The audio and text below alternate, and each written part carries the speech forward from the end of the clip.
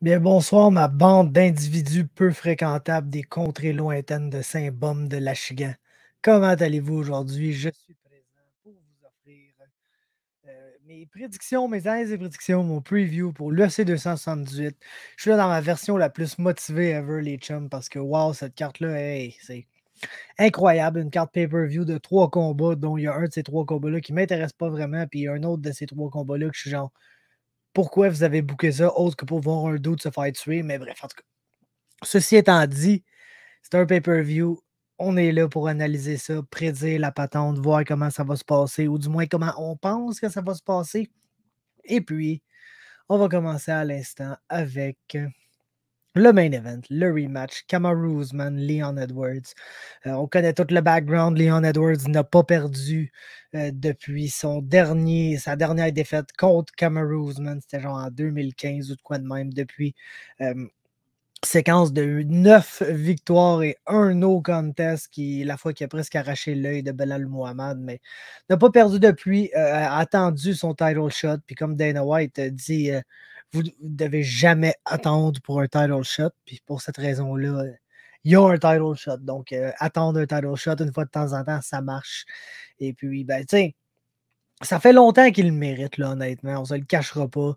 Autant Leon Edwards n'est pas un combattant qui soulève les passions ni rien à travers le fanbase. C'est quelqu'un qui mérite un title shot depuis longtemps. Puis on est content de le voir finalement le recevoir, bien que, tu sais, on s'entend qu'autant c'est 2 combattants complètement différents de leur premier rendez-vous. Là, ils se sont affrontés en 2015. On avait Leon qui était vraiment purement un striker. Puis on avait Kamaru Usman qui était comme purement un lutteur. Puis là, les deux ont grandement amélioré, voire même immensément amélioré la chose qui était pas bon dans l'autre combat, donc Kamaru Usman qui est de mieux en mieux avec ses points, qui a réussi à devenir, grâce à Henry Hoof, quand même un bon power striker, et puis maintenant, grâce à Trevor Whitman avec qui il s'entraîne, un striker de plus en plus raffiné, disons-le ainsi. Ensuite, pour ce qui est de Leon Edwards, c'est après cette défaite-là qu'il a commencé à vraiment focus sur sa lutte, vraiment focus sur son grappling. Puis, c'est même servi de ça pour gagner plusieurs de ses combats par après. Et puis, c'est vraiment établir sa winning streak. Devenant même un pas mauvais lutteur pour la division. Je pense peut-être meilleur lutteur offensif que lutteur défensif. Puis, tu sais, au final, là, je vous dis tout ça pour dire que je pense que Leon Edwards reste un meilleur striker que Kamaru Usman. Je pense que Kamaru Usman reste un meilleur lutteur et meilleur grappler que Leon Edwards. Puis honnêtement, je pense que le punching power est grandement en faveur de Kamaru ici, qui, oui, est quelqu'un que, tu sais, on l'a vu avoir un chin assez incroyable, se faire sonner, mais ne pas se faire finir. Donc, quelqu'un qui est capable de manger les punches, qui gère super bien son gas tank. On s'entend, tu sais, le fameux stéréotype, donc, quand quelqu'un est gros puis musclé comme ça, c'est dur, tu sais, de traîner ce frame-là pendant 25 minutes. C'est pas quelque chose qui semble vraiment affecter Kamaru Usman dans ses combats en général, même si c'est un des plus monstrueux welterweight sur le roster. Et là, et ça de loin, là, pas pour rien que le gars parle d'aller à 205 livres, bien que c'est un des sujets de discussion les plus ridicules que j'ai entendu depuis longtemps. Mais bref, euh, pas de ça qu'on est là pour parler, mais bref. Tu sais, si Leon Edwards avait plus de punching power, avait plus de pop derrière ses punches, peut-être j'aurais plus de difficultés à pick ce combat-là parce que ça ne me surprendrait pas que quand tu regardes les échanges de striking, tu dis ah oui, je pense que Leon est celui qui touche avec le plus de coups clean, mais j'ai l'impression que chaque fois qu'il va toucher Usman 2 fois, il va se faire frapper très fort en counter, puis l'échange va être jugé en faveur d'Usman. Puis Leon n'aura pas tu sais, ce qui a rendu Leon vraiment très efficace dans les dernières années, c'est que c'est un lutteur de plus en plus efficace offensivement. Donc, très bon striker. Puis il était capable, un peu à la Dominic Cruz, bien que pas la même approche du tout, mais de mixer des takedowns ici et là. Puis ça rendait son striking encore plus difficile à prévoir. Je pense pas que Kamaru Usman soit inquiété par les takedowns ici. Même si Leon Edwards essaye, ça se peut qu'il n'aille un par surprise. Mais tu sais, même Colby Covington en 50 minutes a réussi à tout le monde. Je pense est prêt à s'entendre pour dire qu'il a réussi à takedown Kamaru Usman une fois. Somehow, ils n'ont pas crédité ce takedown-là à Colby, mais je pense que c'est la seule fois qu'Ousmane s'est fait takedown, puis c'est un moment qui est notoire dans ce combat-là, selon moi. Fait que je pense qu'il aurait dû donner là, à Colby ce takedown-là. Ceci étant dit, je vois pas Leon Edwards arriver là puis lander takedown sur Ousmane. Donc, ça va rendre son striking. Bien que son striking est solide, il est créatif. C'est un bon striker, assez rapide, avec ses mains aussi. Il lance bien en combinaison, évidemment, parce que quand tu n'es pas le plus gros power striker, tu veux pas juste être genre one shot, one shot, one shot. Puis c'est dur de gagner avec un low volume, low power game. Là. Mais il fait toutes ces choses-là bien, mais sans sa lutte qui. C'est vraiment là que je pense. C'est un peu n'importe où mon affaire, là, je m'en vais à gauche, pas à droite, là, mais je pense pas que Leon Edwards, oui, il a raffiné son striking dans les dernières années, mais il l'a pas amélioré tant que ça. Donc, le striker que Leon Edwards était avant, mais qui n'était pas un super beau grappler, donc il y avait des losses un peu bizarres sur sa fiche quand quelqu'un pouvait l'out-grapple. Il a réussi à combler ce trou-là avec son grappling, mais son striking ne s'est pas amélioré de façon exponentielle, contrairement à celui de Kamaru Usman. Puis je pense que le striking de Edwards était à peu près resté où il est resté, sans les takedowns qui l'ont beaucoup aidé à gagner ses derniers combats, et puis sans. Je pense pas qu'avec l'amélioration de Kamaru Usman, je pense pas qu'il y a une assez grosse coche entre les deux pour que Usman ne soit pas dangereux debout pour Leon Edwards. Puis il va absolument avoir l'option d'amener ce combat-là au sol. Contrairement à Edwards, que je pense que ça ne marchera pas si Usman essaye. Edwards s'est beaucoup amélioré, là, comme je disais, en takedown defense, en toutes ces affaires-là, mais je pense pas que contre quelqu'un qui est réputé comme étant la personne la plus forte physiquement de l'histoire de l'humanité, puis qui a une bonne technique de lutte aussi, puis que s'il n'est pas capable de takedown, il est très, très, très content de clincher contre la cage, puis juste te piétiner les orteils ou te donner des petits coups de genoux, ou faire ça, genre vraiment à slow, vraiment pas beau. C'est Kamaru Usman, puis c'est pas pour rien que le gars est invaincu dans l'UFC. Je pense qu'il va retenir son titre, probablement par décision, parce qu'Edwards est quand même un bon adversaire qui sera pas évident à finir, puis il n'a pas réussi à le finir le premier coup, même si c'était juste sur 3 rounds. Fait que je betterais par décision si j'avais un bet à faire, mais c'est définitivement Kamaru Usman, mon pick dans ce combat-là. Ensuite, tu sais, ce combat-là m'excite, man, mais pas pour les bonnes raisons.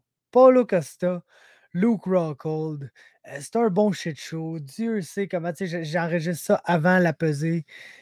Dieu sait comment il va peser, lui, sa balance demain, le Paulo Costa. Est-ce que ce fight-là va même arriver, tu sais? Fait que ça, c'est un gros imprévu. Le fait que Costa s'est battu comme une complète couille là, à son dernier combat contre Marvin Vettori. Ça aussi, c'est un autre point d'interrogation. Oui, Luke Rockhold, c'est juste, tu sais, c'est plate, man. Parce que Luke Rockhold, c'est un bon fighter. Puis ça l'a été un bon fighter. Quelqu'un qui, par exemple, plus qui se mettait à boxer avec ses adversaires, moins que ça allait bien, c'est le gars que t'es genre, tu le check striker, puis t'es genre, c'est un bon striker. Puis plus que tu le check striker, t'es genre, Chris, que c'est pas un bon striker finalement. Mais ça paraît bien, ça paraît fluide, ces affaires. Quand tu essaies de checker un peu plus en profondeur, c'est un peu raide. Mais ce qui a toujours été le gros avantage de Luke Rockhold, c'est son jujitsu. Puis s'il est capable d'amener Paulo Costa au sol, moi, je pense qu'il peut le soumettre assez facilement. Va-t-il être capable d'amener Paulo Costa au sol maintenant? Je ne penserais pas. Je pense qu'il va avoir un assez gros désavantage au niveau du poids et de la force physique dans ce combat-là.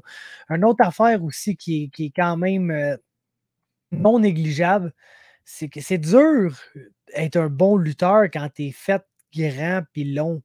Tu sais, on a Rockhold ici, ils ont 2 pouces de différence. Le Costa est 6 pieds 1, Rockhold est 6 pieds 3. Mais au terme de la reach, ils ont 5 pouces de différence. 77 pouces pour Rockhold, contrairement à 72 pour Costa. Puis ça fait que, à moins que tu aies un body lock puis que tu aies avec des foot trips, c'est dur pour quelqu'un comme Luke Rockhold de change level puis de shooter dans les jambes d'un Paulo Costa. Ça devient plus ardu d'amener ça au sol. Puis oui, il va avoir le reach advantage. Oui, il va être southpaw puis il va lancer son gros crise de body kick. Mais honnêtement, je vois Paulo Costa probablement pas gagner le combat jusqu'au moment où il met assez de mains sur Luke Rockhold. Puis malheureusement pour Luke Rockhold, ça a comme pas mal toujours été ça, le gros knock, c'est qu'il n'y a pas le meilleur des mentons, puis il n'y avait pas vraiment la défensive pour empêcher les gens de le frapper très, très fort sur son menton. Et puis avec le temps, ça va pas en s'améliorant. Là, il est de retour à 185. C'est sûr que Blachowicz, c'est quand même un gros cogneur. Romero, c'est quand même un gros cogneur. Vitor, tu sais. Le gars s'est pas fait knocker par des gens qui sont pas des bons knockout artists, mais il se bat contre Paulo Costa, là, qui est un knockout artist, qui est là pour geler du monde, puis tu sais, qui va.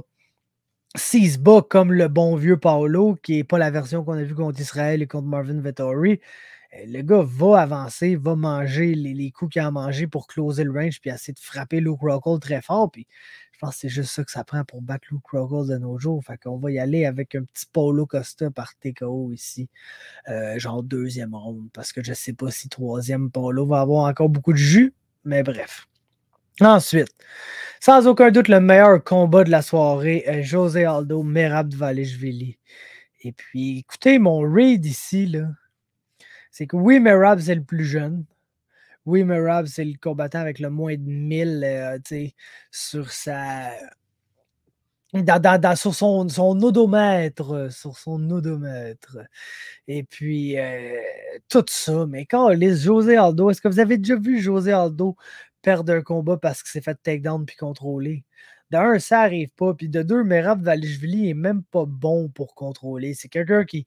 Un gas tank infini qui va lutter, te laisser te relever, continuer à lutter, te laisser te relever, continuer à lutter. Mais comme j'ai dit, c'est jamais arrivé à José Aldo. Littéralement. Ça ne sera pas le premier bon lutteur qu'il affronte non plus.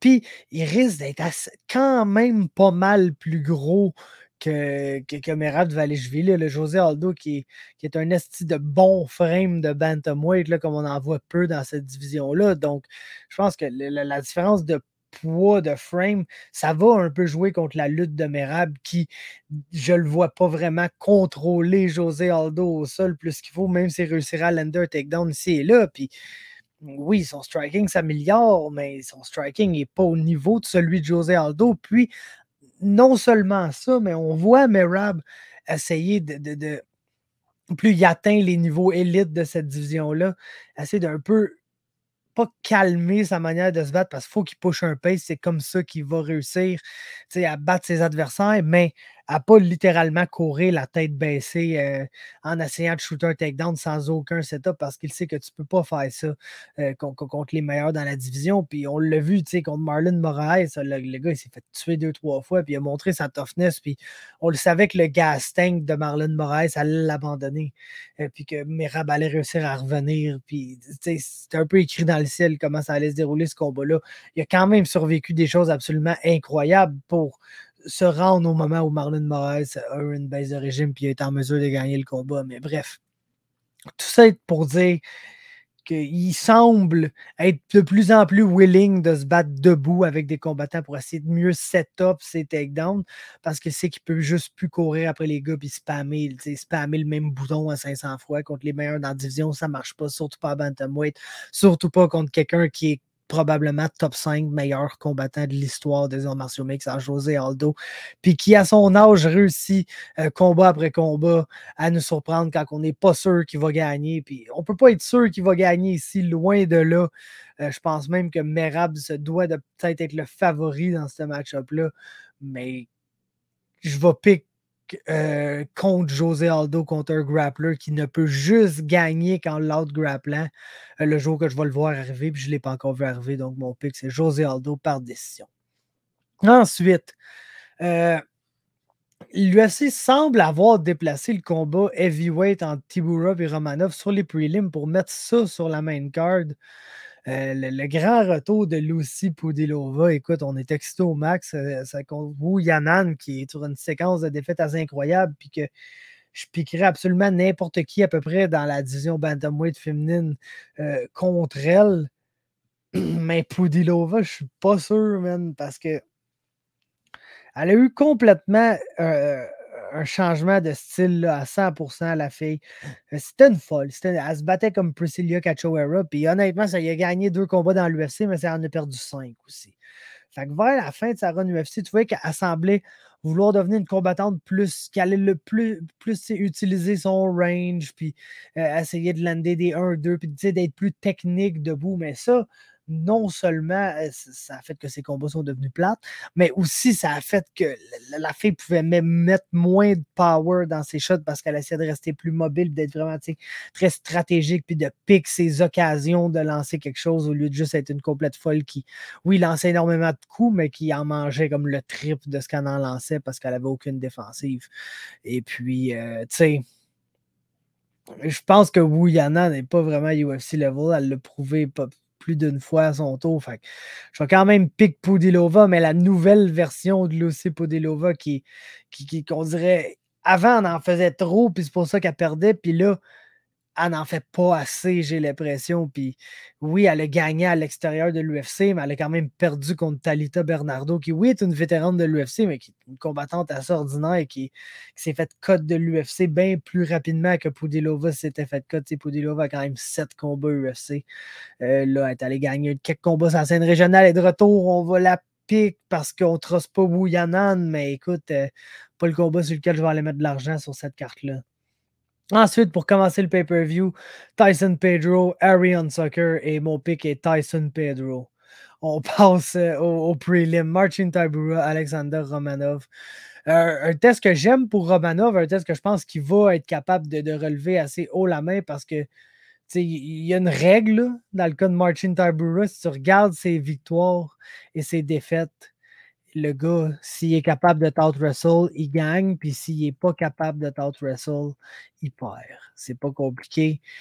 Puis, il a perdu contre des strikers, oui, mais c'est tous des gars qui, comme Alexander Volkov, comme Augusto Sakai, comme Derek Lewis, qui ont une weirdly good takedown defense pour le fait qu'ils sont des strikers. Puis, honnêtement, là, Alexander Romanov, on l'a vu là, de maintes reprises, c'est un lutteur assez incroyable. Je pense que s'il y a quelqu'un qui peut aller compétitionner avec quelqu'un comme Curtis Blades pour le titre de meilleur lutteur dans la division heavyweight, Romanov, c'est un des seuls noms sur cette liste-là. Là. Donc, je pense qu'il va... on va être en mesure d'out-wrestle Marcin Tybura, puis par la Tybura Rule, si tu peux out-wrestle Marcin Tybura, tu gagnes le combat. Et Alexander Romanov va gagner le combat. Va peut-être même le finir, soit TKO ou une soumission. Peut-être plus un TKO, ça a l'air d'un bon gars de TKO, Alexander Romanov, qui part au 2 ou 3e round, de quoi de même. Ça nous mène à un combat lightweight, Leo Santos, Jared Gordon.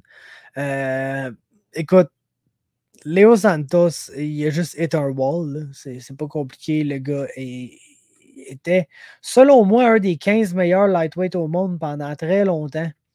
Malheureusement, il se battait une fois par année quand il était chanceux, puis des fois, c'était même pas. Puis, tu sais, c'est plate parce que ce gars-là, à son pic, vraiment bon range striker qui était capable de facilement trouver son range puis de générer du gros power en arrière de son 1-2.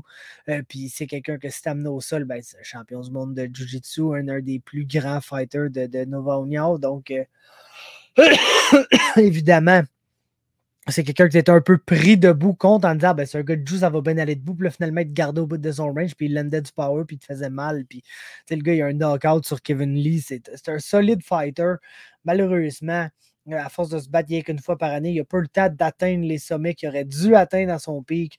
Puis là, son pic est passé. Puis ça fait qu'au lieu de juste gaz out un peu au 3e round puis de rendre ça sketch, même s'il a fait clairement gagner les 2 premiers, le gars flag après un round ou genre la moitié d'un round. Puis malheureusement, c'est juste pas quelque chose que tu veux qui arrive contre Jared Gordon, qui est la définition d'un pace fighter, qui va faire plein d'affaires et en grand nombre. S'il est pour lancer des strikes, il va lancer toutes les strikes. Si pour lutter, il va les shooter 214 takedowns dans le round parce qu'il a un excellent cardio, puis il push un pace, puis c'est comme ça qu'il gagne parce que c'est pas le meilleur lutteur, c'est pas le meilleur grappler, c'est pas le meilleur striker, il a pas le meilleur menton, il a pas le meilleur rien, il a juste détermination la plus incroyable dans la division. Puis contre quelqu'un qui va flaguer tôt comme Leo Santos, c'est presque assurément une victoire pour Jared Gordon ici, probablement par décision. Ensuite, Sean Woodson, Louis Saldana, et puis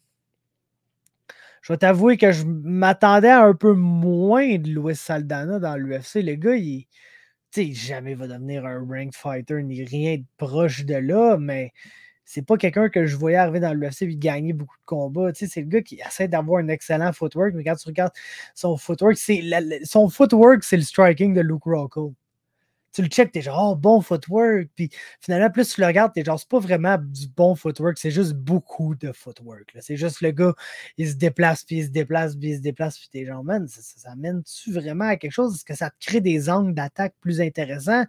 Pas vraiment, tu sais, c'est comme ça. C'est un peu faire du footwork pour le but de faire du footwork, puis Sean Woodson va avoir 313 km de reach, man, ce dude-là. Puis c'est pas quelqu'un, Saldana ne sera pas vraiment une threat de takedown ni rien dans ce combat-là. Fait que je pense que c'est encore un prelim. Il faut grandement favoriser Sean Woodson. Puis je pense qu'il va probablement gagner ça soit par décision ou par TKO tard dans le combat. Ensuite, Miranda Maverick, Shanna Young. Miranda Maverick. AJ Fletcher, Andre Lousa, un des combats que j'aime beaucoup sur cette carte-là, par le booking. C'est du bon matchmaking. Je pense que c'est assez évident qu'il fallait les mettre ensemble parce que c'est deux welterweights qui, malgré le fait qu'ils ont perdu leur premier combat dans l'UFC, ils ont vraiment été compétitifs puis ils ont montré qu'il y avait sans aucun doute leur place dans l'UFC, même s'ils n'ont pas été en mesure de gagner ce premier combat-là. Lousa, c'était contre Mounir Lazzez. Il était revenu avec un très gros troisième round dans ce combat-là. Puis écoute, la dynamique de ce combat-là, je suis pas mal certain de ce qui va arriver. J'ai aucune idée comment pick, par exemple, dans ce combat-là. Parce que AJ Fletcher, le gars, il est rapide, il est très athlétique, il est très explosif, génère du weird power. Par exemple, il est très mal fait pour cette division-là. Les deux gars sont listés à 5 et 10. Andre Lousa a une reach de 74 pouces. AJ Fletcher a 67 pouces de reach. En comparaison, c'est 1 pouce de reach de moins qu'Amir Albazi, le flyweight qui mesure 5 pieds 5, qui se bat dans le combat juste après. Donc AJ Fletcher, il n'est pas petit, il n'est pas grand pour la division welterweight, mais il n'est pas petit non plus pour la division welterweight. Il y a juste les plus petits crises de bras de l'histoire de l'humanité. Puis oui, il est rapide. La façon qu'il bounce in, bounce out, il est capable de générer du power. Bon petit lutteur, vu qu'il est justement il est très athlétique et clairement assez fort physiquement. Donc, j'ai aucun doute qu'AJ Fletcher va gagner le début de ce combat-là. Puis j'ai aucun doute qu'Angelosa va finir en gagnant ce combat-là, genre le dernier round. Si tu veux, l'affaire que je peux te dire, c'est que Lousa va gagner le 3, Fletcher va gagner le 1. Qui va gagner assez du round 2 pour se sauver avec ce combat-là? C'est ça que je ne le sais pas. Parce que Lousa, là, c'est quand même un très bon défendeur de takedowns. Oui, il va peut-être se faire takedown une fois ou deux dans le combat, mais quand il va s'être habitué aux shots de Fletcher et à la manière que Fletcher essaie d'initier ses takedowns, il va être capable de bien mieux les défendre. Puis la reach de 67 pouces à welterweight, c'est juste problématique, surtout contre un bon striker comme Lousa qui pique quand même bien ses shots, puis qui est bon pour peut-être des fois un peu un slow starter, mais qui s'adapte bien. Puis c'est pour ça que la dynamique, c'est clair. Fletcher va gagner au début, Lousa va gagner à la fin. Qui va gagner assez dans le milieu pour se sauver avec la décision? Je ne le sais pas. Je truste un peu plus le style de Andre Lousa, donc je vais pick Lousa ici, mais c'est vraiment là, un flip de coin, puis c'est basically ça pour moi. Donc, Amir Albazi, Francisco Figueiredo. Francisco Figueiredo a un peu le problème de son frère Davison, mais il n'a pas le talent de son frère Davison. Le problème, c'est qu'il n'y a aucune idée de ce qu'ils calissent, ces gars-là.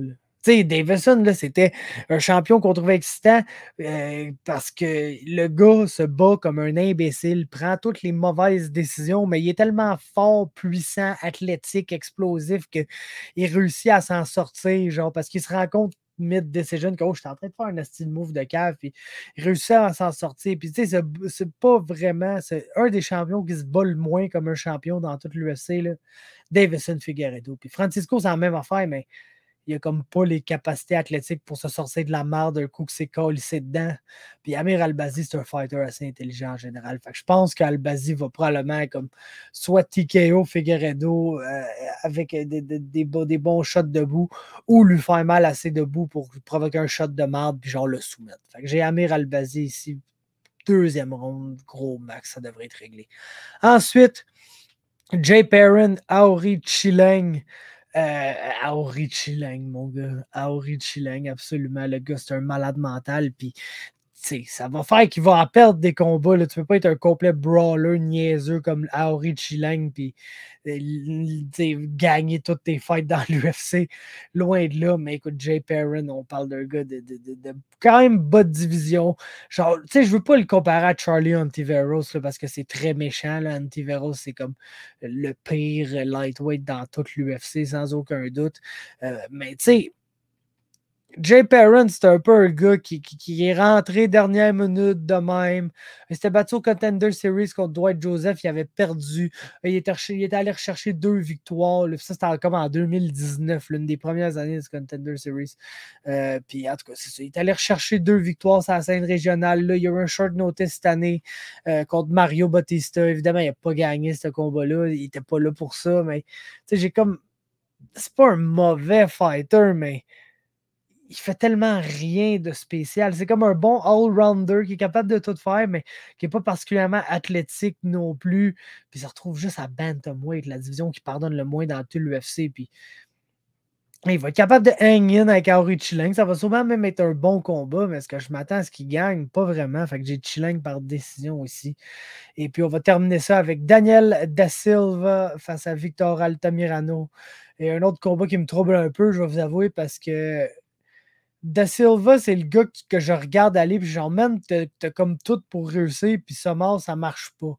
Ça marche pas en tout contre Jeff Molina. Il a rendu ça vraiment serré, mais wow, il s'est fait hit avec un counter, s'est fait finir au sol au deuxième round.